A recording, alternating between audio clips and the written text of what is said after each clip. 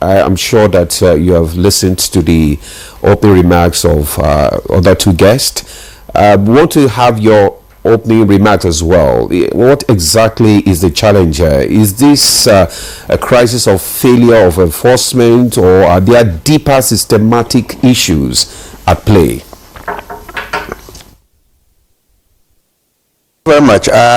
Having listened to your background narrative on the proliferation of small arms and the need for counter action on them, and then the remarks by your guests in the studio, certain very fundamental facts come to play and have to be understood. In the arms industry, there are what we call the 3 P's and a D phenomenon. The 3 P's are the push from the world, the external world, the global push of small arms, and then the pull, the desire from the inside. That's where you talk about people who want to make business out of it, people who need it in order for their personal economic gains. And then you have the D for the distribution, the push, the pull, the production, and the distribution. Now, the production internationally, particularly for the third world countries, we are building our economies on a hop, step, and jump, no longer on a crawling basis. And the technological development globally, when brought to the micro-national scenery, you will find that there is always a positive side and a negative side. The distribution bit of it is what makes it begin to become attractive for people to carry arms and ammunitions, which, if you listen carefully to the various speakers, they have touched on each of these. But the truth of the matter is, when we understand this role play, every effort now will be geared towards plugging each of them. The developed countries are excited, developed and semi-developed countries. They see us, particularly the African the West African subcontinent.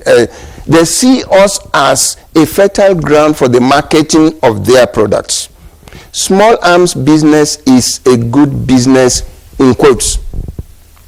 From the recent statistics I saw, there is a global over $1.3 trillion business in small arms.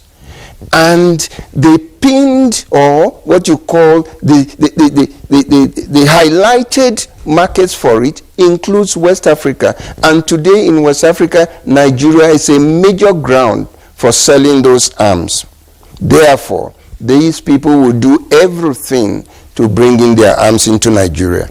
Now, for the pull effect, the pull effect due to the weak institutions in terms of governance, framework, and postures that we have in Nigeria, in terms of the socio-economic dynamisms we have in Nigeria. When you talk about employment, you talk about security, you talk about fairness, justice, peace, and all that. That pool makes it attractive for people to want to carry arms.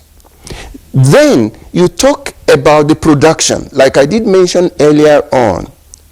In Nigeria today, if you don't import small arms and firearms, and ammunition from anywhere, we are beginning to see unofficial production that even compete favorably in terms of quality with those imported. And then, of course, you talk about the distribution. What control measures do we have for people to arm and be armed? One drive is the reality that people are becoming more and more insecure. And when you become more and more insecure, two things will happen to you. Either you look to somebody to support you, or you equip yourself to support yourself. That's where you talk about this concept of self-defense and everyone desiring to survive. So when you look at that aspect of it in the distribution, which is now becoming attractive, and when you put all these three, particularly the two P's, and that is the pool and the production, you put it with the distribution, what do you have in the Nigerian situation? There is now a reigning social psychology that is developing every day in the minds of the average Nigerian. Nobody is scared of weapons anymore. Nobody is, in fact, people are getting more trained, I put it in quotes, more trained every day in the use of lethal weapons. And what is the spirit that goes with weapon handling? If not controlled, if not trained, if not organized, if not adequately kept in perspective, there is this spirit that goes with it. The moment you have a weapon, you think you are in charge of the world. You think you are in control of all that exists. And when you put this together, you find that what we have in Nigeria today is that is a mixed pot of these elements. What do we need to do? We need to, first, I want to say this and say it loud and clear. We need to bring back confidence of governance into the hearts of the people. And how do you bring back confidence of governance? That government is alive, that government can protect you, that government responds to you, that government is available to save you the stress of looking for weapons.